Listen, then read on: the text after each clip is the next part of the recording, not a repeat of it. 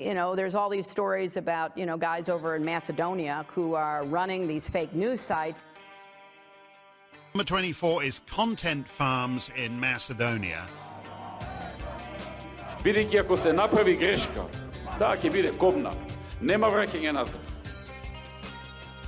So Europe need to remain more sexy lady in the world. Ајде, мајката! Господа ја чува Македонија и низините граѓани. We are entering the endgame in the attempt to get Macedonia to change its constitution and include the Bulgarians as a constituent nation. And it all looks more and more like a repeat of 2019. That was when opposition members of the parliament and their family members were being arrested, blackmailed, and yes, bribed to vote for the so-called Prespa agreement with Greece and the imposed name and identity change. This time, prosecutors are back with some oldies but goldies, charging Nikola Gruevski and a group of his associates over the monuments built to honor historic figures as part of the Skopje 2014 project. Meanwhile, the U.S. ambassador is very publicly meeting VMRO members of parliament, likely giving them offers they can't refuse, hint, hint, nudge, nudge, wink, wink, say no more. To show that the U.S. is even-handed, hint, it is not, a DUI official was put on the U.S. blacklist for corruption and perversion of justice. But his leader, Ali Ahmeti, as if to show that he is not concerned by this move, is now busily enriching himself with state subsidies by taking over one of the most modern business centers in Skopje. We'll discuss all of this and more in this episode of the Macedonian Content Farmers Podcast. I'm Jason Miko, coming to you from the foot of the mountains in Oro Valley, Arizona. Did you forget where you live? I forgot where I was. It's too hot, I guess. It is. It's 44 today, so... And this is Cvetin in Skopje, Macedonia. Okay, you know where you are. Yes, Yeah, I'm at the foot of the Catalina Mountains in Oro Valley. That's where I am. Okay, yes, I'm where I'm supposed to be. So, and today is July 3rd, 2023, Monday. This is episode 158 of the Macedonian Content Farmers Podcast. How you doing? Good. A little busy. Having the summer season now, so we're trying to do some stuff and check out the country and maybe even plan some vacation. But so yeah, a little work, a little relax, a little downtime. Yes. Well, now we go into that season when Macedonians and Europeans in general are all on vacation. July and August seems to be the time. Americans tend to, Americans really don't take too many vacations much at all. And of course, the U.S. Congress here breaks next month in August. So the people are safe for a month while Congress is gone. People are starting to get outside and travel a bit.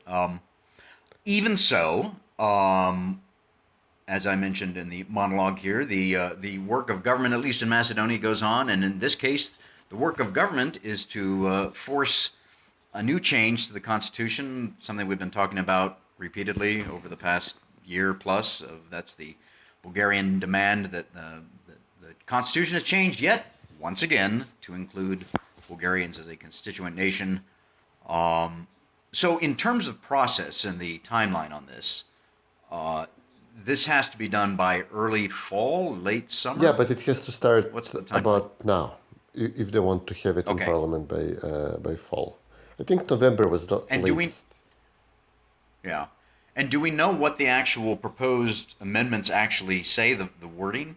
So we have, sometimes Bulgarian politicians come out and say that they want something extraordinary, something unique. With regard, the latest one is Christov, one of the more like pro-Western, like urban leaders in Bulgaria, in the government. He said, we'll have our opinion on the text once the Macedonian Commission starts working. The Commission has started working and has concluded some kind of proposal. They have not made it public, but it's widely assumed that it will be the standard, like for all the other minorities. They're mentioned twice, once in the preamble, that Macedonia is the country of its citizens. This was one of the latest additions. We're no longer a country of the Macedonian nation, but of its citizens. Then the Macedonian nation, and the parts of nations that live within Macedonia. It's been changed so often I don't even remember anymore. So we could just add, it says like Albanians, Turks, Vlachs, Serbs, Roma, Bosniaks, and then it would just add Croats, Montenegrins, Bulgarians, possibly Jews, possibly Egyptians even, like a subgroup of the Roma. Yes. And then once more where it says I think there is some commission or something mentioned in the body of the constitution where all these nations are named again. So these would be two minor changes. But there was talk that we may try to, on the Macedonian side, to make it stronger on the regarding Macedonian identity. So this concession to Bulgaria is not seen as giving away our identity too much to them. And also that Bulgaria might ask for a much greater rewrite, that we might say that, we're not just one of the constituent nations, we are the actual, the actual Macedonians, and meaning that we're the actual main constituent nation, we Bulgarians. So this was one of the ideas. And a third idea was that they may try for some kind of like a middle ground identity, like Macedonian Bulgarians, Bulgarian Macedonians, something that would be more palatable to the majority of Macedonians. And that maybe they're also added in the constitution or in the preamble, which is more like a explanatory text than a normative text. So a lot of options, but I assume that there wouldn't be much support for any other change than just the basic adding of several other nations, where a bunch of nations are already mentioned. And you're gonna leave my people out, the Hungarians, right? I think I should start lobbying now. Might as well. Yeah, we might have Orban block Macedonia if the Hungarians are not included. Why not? Yeah, let's pile on here. Of course, Bujar Osmani, the foreign minister, is leading the charge in saying that VMRO must vote to change the constitution. If you don't have a European orientation, which is a very it's Orwellian to say that if VMRO doesn't vote for this, then that means that VMRO doesn't believe that Macedonia should join the European Union, which is the furthest thing from the truth and a lie. And I think he's also threatened in saying that if they don't, then there are other alternatives, which is generally meant to mean that, itchy trigger fingers type thing from Ali Ahmeti and his people. So, I hear a dog in the background. Yeah, it's mine. Okay. I was going to say, I don't have a dog here. Guarding the house. There we go. So he's leading the charge in that. Of course, everybody's piling on, the U.S. ambassador and all the other members of the State Department, the EU, etc., coming in and saying the same thing. It's like you said in the monologue here. It's a repeat of what happened. But now we're getting to this point where we're using Johannes Balkan Tactics Han. Tactics, the rest, the blackmails, the bribes, etc. So, and I didn't see this in the news. You mentioned it to me in our offline chat here about Stavrevsky being arrested now. So what's going on? Not arrested, charged. Charged. Sorry. So, okay. For a moment, it looked like we might have like a cordial, like a compromise solution on this when. Mickovsky met Kovacevsky like a few weeks ago, and they were discussing having VMRO join the government. VMRO was making demands, but VMRO also voting for the constitutional amendments.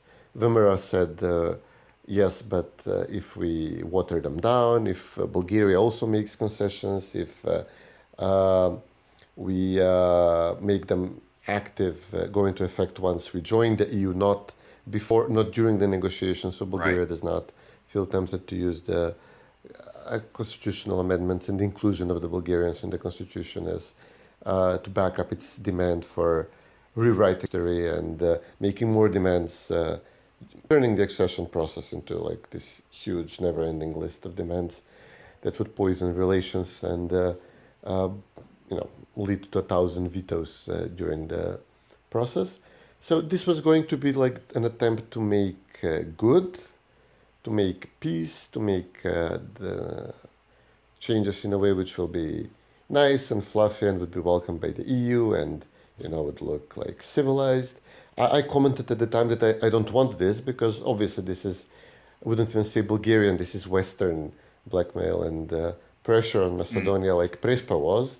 And actually said, I want this to be dirty, I want this to be ugly so that nobody's under any illusions about the nature of what's happening. So we can't say afterwards, well, it was like a European solution, as Prespa was called, while 15 members of parliament were charged, imprisoned, their children imprisoned, and they were being blackmailed to vote for Prespa. So yeah, I said I want this to be dirty and ugly. But okay, in reality it means that people like Stavrevsky get charged. So the charges are against Nikola Gruevski, against Stavrevsky, against Elizabeta Kančevska-Milevska, who was culture minister, against two former mayors of Centar municipality, one of whom is a big businessman, owner of the Tinex supermarket chain. A VMRO guy who was head of the Centar council and his brother, and who was like a financier, like a interesting figure in his own right, Zdravev, and a few lesser persons because of the technical way in which the government gave money to the municipality of Centar to build like a few dozen monuments, including the statue of Alexander and the square. The municipality obviously did not have the money. It's all about, comes down to about 50 million euros over like, I don't know how many years. And the charge is technicality, but I also think that the charge is that the price is, I don't know, it was overpaid by like a fifth of this, like about by 15 million or something. I mean, SDSM used the Skopje 2014 project tremendously in their PR campaign against VMRO, saying it's too expensive, that it's money laundering, that it's historically inaccurate. It was a big rallying cry for SDSM. They never prosecuted anybody about this except Kančevska-Milevska, but not for the monuments, but for the actual buildings, which were not seen as not as much part of the campaign, which actually serve a purpose. Now, you said Betty was charged again this time? Again. That's very Elizabeth? This is the funny thing. So she was a member of parliament last time, and she was charged, and then she was one of the 8 that voted to change the constitution. So you'd think that she's already done her, and she's not a member of parliament right now, correct? No, of course, she was kicked out of VMRO immediately. So you're right. So they're just charging her to be mean-spirited and bastards that they are, I guess. I mean, Goran Momirovski had a good point that, it's a very bad signal to anybody who may be considering doing the same from the current group of VMRO members of parliament, because if you can't trust the US and SDSM and do it too, and you can't, just look at Betty. She might be charged, to have her as a witness against Stavrevsky, against Nikola, and maybe they think we have her in our pocket and we can use her now as a witness. And she's like a hate figure for SDSM people, so we could tell them, listen, we are not making compromises with VMRO. Look, we charged her again, even though after a few years they will release her again.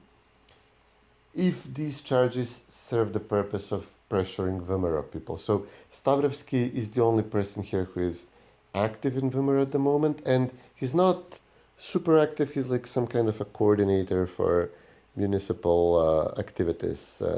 He's very good at making sure people do their job, and Mickovsky had him over to oversee whether the newly elected mayors are actually working. He's the only person from Nikola Gruevski. I mean, he's obviously the closest person to Nikola Gruevski, who is still in position in VMRO, because Mickovsky and Gruevski appear to have a very poor relationship at the moment, or no relationship at all. This is the impression we're having in the public. So Stavrevsky would be one point of leverage for the government against VMRO members of parliament, or Mickovsky.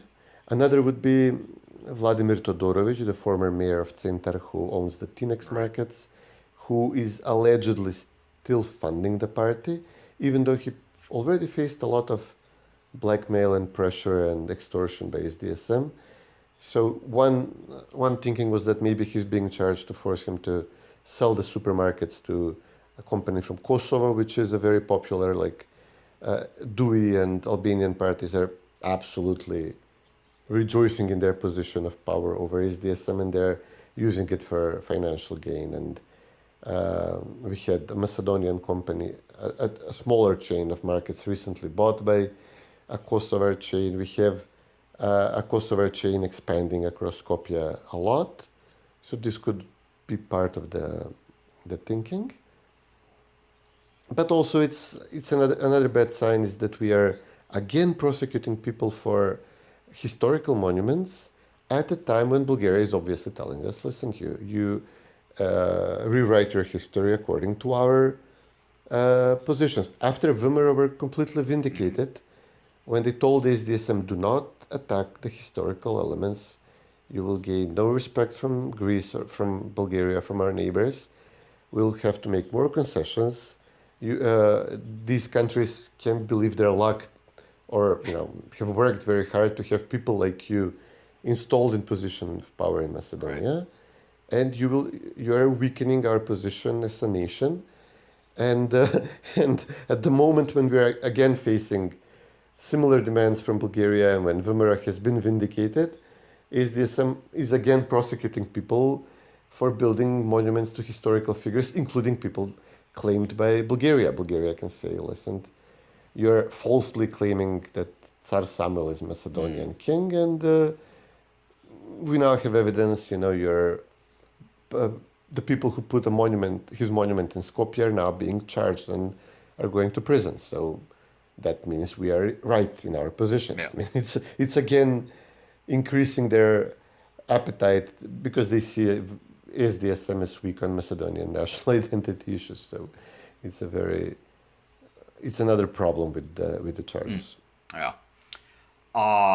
And then we have, pivoting slightly, but staying on the idea of charges, as I mentioned in the monologue there, a DUI official, the mayor of Struga, I believe, was put on the U.S. blacklist. So Angela, I keep saying Angela, I keep thinking of Muti Merkel. Angela Aguilar, the U.S. ambassador to Macedonia, has been in her position as ambassador for not quite a year. I think she came in August of last year. And ever since she's been there, she's been talking about, corruption, etc., fine, and talking about blacklists and whatnot. And then now, so the first individual from the ruling coalition is from DUI. Shouldn't be a surprise. Everybody who is a member of DUI should probably be on that list, along with Sirasa. But he was, what's his name? Mayor Struga? Ramiz Mirko. Yeah. He's the mayor of Struga. So he was charged with corruption and perversion of justice. State Department won't say exactly what. Now, just to be clear, what this means when you're put on the U.S. blacklist, it means that you, and in his case, he and his family, his adult children, his wife, can't travel to the United States. If they have any property in the United States, it's going to be frozen, bank accounts, etc. It's not a big deal, frankly. So it's more of a reputational thing than anything injurious, I guess. So and the ambassador said, probably others will be on there as well. I think Gabriel Escobar said as much. But come on, man. There's a ton of DUI officials that should be on there that will probably never ever make it to there, and as well as DUI financial backers. This past week and a half, I guess, I can't remember the last time we did the podcast, but there's been a lot of talk in Macedonian media about Ali Ahmeti's nephew. One in particular, but others are involved. And his son, I believe, as well. Purchasing the, was it the Saravia? Yeah. Soravia, yes, the big classy building on Tarkovsky Center. on the Gytitsa Mall. Right. So, and he's 25 years old. He's a wonder kid. He's amazing. Yes. He should be put in charge of some U.S. hedge fund or something. So, these people are all corrupt. Citisa corrupt. Whether they actually get on there or not is another question. I saw that Ali Ahmeti the other day. So it's been, 2 weeks since the mayor was charged, or put on the blacklist, I should say, and finally Dewey actually said something publicly the other day, and I think Ali Ahmeti said, yes, I will be the first one, I should be the first one to be investigated for corruption to show that I'm not corrupt. I mean, he is corrupt as the day is long on June 21st above the Arctic Circle. That's how corrupt Ali Ahmeti is. So what's been the fallout? What's the backlash there? I mean, it seems like this guy was chosen as a relatively important Dewey figure. He's a mayor. He has a university which is famous for, issuing. It's like a diploma mill for Dewey officials. So a bunch of the government people have formally studied in Ramis Mirkos University in Struga. It's all a joke. But we were talking about some actual financiers of the party, like the oil company owner, Pucko Petrol, the Pucko Petrol guy, what was his name? Yahovsky. We were also discussing, this huge corrupt deal that the U.S. embassy and negotiated for Bechtel, which was negotiated with Dewey, not with the nominally bigger coalition partner SDSM, but it was negotiated with Dewey, which, we have discussed. This means that Dewey are now untouchable, protected by the U.S. government, by the U.S. embassy, because they ensure that Macedonia will be paying, several $100 million a year to a company with ties to the State Department. So the big fish was not charged. This Yahovsky guy, this actual financier of the party, a fish was charged. And just like to make a point that he's not weakened, as he faces some rebellion in the party. There is a faction in Dewey which wants to leave the party and push him out, push Ali Ahmeti out, as if to show that he's not weakened by this unprecedented message from the United States, which, comes at a time when Kosovo is receiving some unprecedented messages. We did a whole podcast on this about the U.S. for the first time since we remember, being issuing warnings and some sanctions even against Kosovo. So to show that he's still the boss, he still picks the judges, the prosecutors, the government officials, makes the deals and breaks the deals. Ali Ahmeti had his nephew purchase this large, modern, fancy residential building. He had his nephew go on a press conference and say, practically, we do what we want. Just remember that Ali Ahmeti saved this country. He could have partitioned it with Ljubča Georgievsky, but he chose not to. So you owe your country to us, something like this. So we'll do it. Again, that's just Again, that's just so Orwellian. It's flipping the truth on its head. Yeah, but they're just it's the point. They want to say that we do what we want, we see what we want. The nephew has a company which was receiving state grants from a hugely corrupt corporation.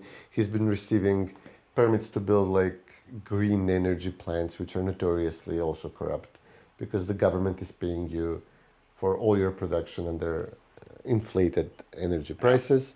So a bunch of contracts, deals came out in the public. Even after the Bechtel scandal, there was a previous scandal with when Dewey brought some Arab guy from Germany in their employee and presented him as a huge investor in green vehicles, and he wants government subsidies. Artan Grubi, Ali Ahmeti's deputy, is buying real estate to a lesser extent, like shops in downtown Skopje and a hotel in Popova Shapka. But still, just as he's signing off on the Bechtel deal, I may have a strong feeling that all this is they got their share of the Bechtel deal. The U.S. diplomats got their share. I mean, even the guards in the embassy and the doorman at the embassy will have a house in Bethesda out of this deal. So DUI have their money and they have to park it somewhere, and they're busily buying real estate across Skopje. And yeah, one person got charged or put on a blacklist. And it's a very convenient excuse now for the embassy to say, well, listen, we understand that VMRO people are conveniently being charged just as we need their votes, and we will probably have to do some horrible, abominable things again, like we did for Prespa. But look, we also charged one Albanian, so we're yeah, even. this should give you, yeah. Oh, yeah. Well, we'll see. I'm not holding my breath. Yeah. Let's. On the bright side, Zaev is moving into a better business now. Speaking yes. of corrupt politicians, and he now wants to invest into poppy growing, into heroin. Remember how the big business developed under Zaev was Right. marijuana? Now he keeps his people and he himself, his foundation, are promoting cultivation of So he's poppies. stepping So up we'll his game have- from marijuana to heroin. Yeah. We're doing the brown sugar stuff now. It's gonna be great. What? We're going like turning into a full drug. Speaking of Zaev, I saw something, and I can't remember. One of the ambassadors, the Austrian ambassador, is suing him, or Yeah. It's going very on there? interesting. So the Dutch ambassador is coming out saying that we are corrupt. What's the deal with Bechtel? How do you intend to join the EU? He's practically announcing a veto after Bulgaria. They're almost anxious to have this this talk with Bulgaria out of the way, so then the Netherlands can block us. Maybe it's good for their internal polling. I don't know. And the Austrian, so this is unprecedented. And then the Austrian ambassador, who first attacked us when we tried to limit. We discussed this. These ubiquitous gambling places across Right. Skopje, Yeah. and we tried to, reduce their numbers, order them, have them removed from vicinity of schools. And because a lot of the investors are Austrians, are investing in this business, in gambling, and the ambassador said, no way, this cannot be done. And even had his president come to Skopje, the popular, green environmentalist, president of Austria, gave us the same statement, same message, came here to protect gambling interests. And now the Austrian ambassador says this is ridiculous what your judges are doing. We have an Austrian company who invested with the Zaevs, first mistake, into a pickles plant, which was one of the funnier businesses Zaev would have. And he used to be, we used to joke about him that he was actually caught selling expired pickles to exporting them in Montenegro or somewhere. So these Austrians invested in a business. The business says, is not honoring the agreement. It's not paying back the investors, and they try to take them to court, and the courts are owned by Zaev. And the ambassador was out very publicly, very outspoken on this. So yeah, we're having rare, unprecedented moments of scrutiny against the Zaev, against the government. But it could also be, because the government is also divided between Zaev's people and Kovacevsky's people. So it could be it may not hurt the government as much as, because Zaev is apparently in some kind of talks with VMRO to have a grand coalition with VMRO, Macedonian parties dominating the government, as a way to remove Kovacevsky from SDSM and take back his party. And, it could be like a way from the diplomats to undercut this deal and allow Kovacevsky and DUI to remain in power. Interesting. Well, it is interesting, just broadly speaking, to see the conflict, shall we say, between the U.S. interests and the European Union's interests in all this, and there is a bit of a loggerheads there on several of these issues. So we'll see where that goes. Let's pivot slightly to so this is, as I mentioned, July 3rd. So we've just finally ended the month of June, which of course in the Western world is known as Pride Month. But a little foreshadowing of my next column, Rachel Levine, born Richard Levine, who is a U.S. Assistant Secretary of Health. He thinks he's a woman. He's a man who wears a dress. He announced the other day in some interview that he said Happy Pride Month, and he says no, Happy Season of Pride. So now we have to celebrate the damn thing all summer long. Yeah. It's not the one who was stealing suitcases. No, he actually got fired. So yeah, and he wasn't a trans woman. He was non-binary, Sam Brinton or Brixton or whatever. He was a. You actually are able to make a difference. Apparently so.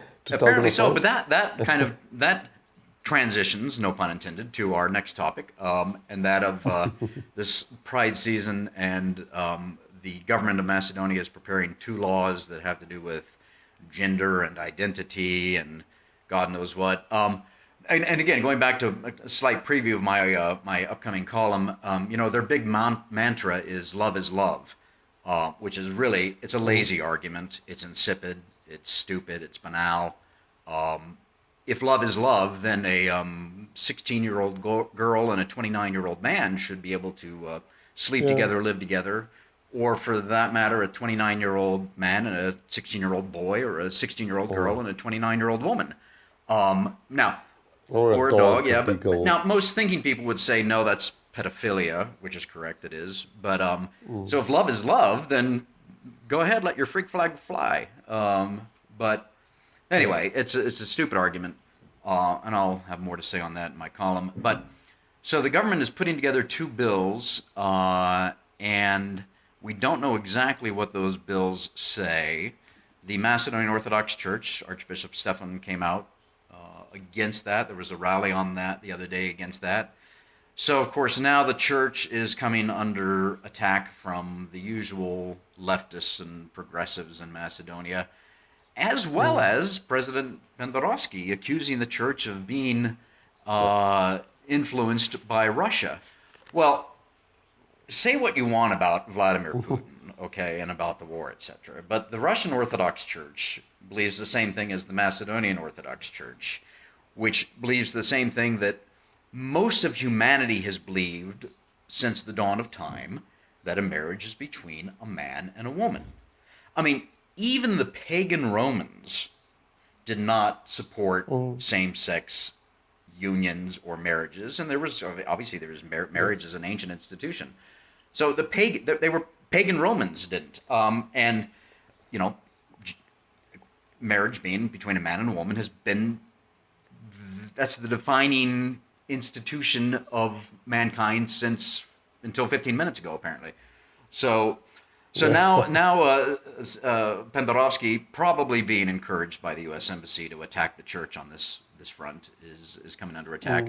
Obviously, most Macedonians, and when I say Macedonians, I mean Macedonian citizens, whether they are Macedonian or Albanian or Turkish or whatever, are very conservative in this and believe that marriage is between a man and a woman. So, and apparently this rally the other day was supported not only by the church but also Islamic officials, etc. Which interesting mirrors what's going on here in the United States with this whole thing as well. We're having the Christians and Muslims work together to combat all this nonsense going on in their communities, especially in their schools. So, how was what more can you add to that? So the Muslim community did not show up for the rally, but they said they supported, as did the Jewish community, the other religious groups. There was on a cake gathering, VMRO gave its official formal support as a political party. Of course, as you said, the left were very, part of them were like, oh, we are endangered, don't go anywhere near downtown Skopje. This was shortly after they had their the Pride Parade in the center, attended by all the embassies, all the diplomats. I did not read up a lot on the laws. One of the things that the church is protesting, And the church is also organizing screenings of what is a Oh, woman. really? Oh, When they're seriously? Polish, Oh, which is very fantastic. interesting. And they're taking it to small towns. They're having the mayors, the normal people, the normies, outside of Skopje. They even had the left is super annoyed that the mayor of Strumica, who is Zaev Stodi, that he attended and he was very proud about going to one of the screenings and was then very outspoken in saying I have the right to go there. We have a difference of opinion. So it shows you how brittle their coalition is with some rural lefties, some like Zaev, some the urban elites, and then the Albanians who are even far more conservative than the Macedonians are on family issues. So this was an interesting development. So one element in the law that came out is that you will be able to change your gender in your birth certificates, in your documents, on a whim. I don't know if there's going to be a limit on how many times a day you can do it, or if I don't think there will be a requirement for an actual operation or anything, or hormones or anything to make it like less biologically insane, but you will be able to do this. And this again ties to the broader issue of identity which we're having, because at the same time, the new justice minister, who is an Albanian, he's very annoyed by the fact that some Macedonians, especially in SDSM now that they're in power, they're promised jobs in the public administration. They meet the legal requirements, their education levels, whatnot, but they're not Albanian because we have the quotas for Albanians in the public administration. So we have SDSM encouraging their people to apply for jobs and say that they're Albanians, because again, what is a woman? What's an Albanian? What is a Bulgarian? What's a Macedonian? So they're doing this. This is an old story. It's been happening before SDSM as well. The justice minister says, okay, we're going to have the birth certificate, which you need to apply for jobs. We're going to have an ethnic identity added to it, a new field, which you will have to fill in. And then, you will be able to, I guess, launch a procedure to change this, or you may state your identity differently next time, but you will still have to go to the government office and say, listen, I want this changed, now I feel as an Albanian or as a Bulgarian. So the Albanian guy is doing this to protect his own people, their own turf, of which they fought for, that they now have, under the new census, over 30% of public sector jobs should go to Albanians. But then immediately the Bulgarians wisened up to this, a group which is very loud in promoting Bulgarian citizenships, etc., says everybody head on down to the Justice Ministry, to the, what's it called, Matično, the birth certificate bureau, and say that you're Bulgarian. It costs like 250 dinars, and you will have this document which then you can take to the embassy, and they will fast track your passport, your citizenship application. It does not work that way, but this is what the foundation is saying. So now some people on the Macedonian side were saying, well, they were trying to shut down the Albanian minister on this issue because they fear that Bulgaria will now be able to, through the process, so Bulgaria claims that they have over 100,000 passports issued, citizenships issued in Macedonia. There were only 3,500 of them on the census.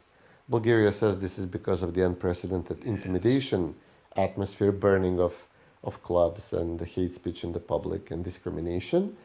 But there is no legal document issued by the Macedonian government stating that you're Bulgarian.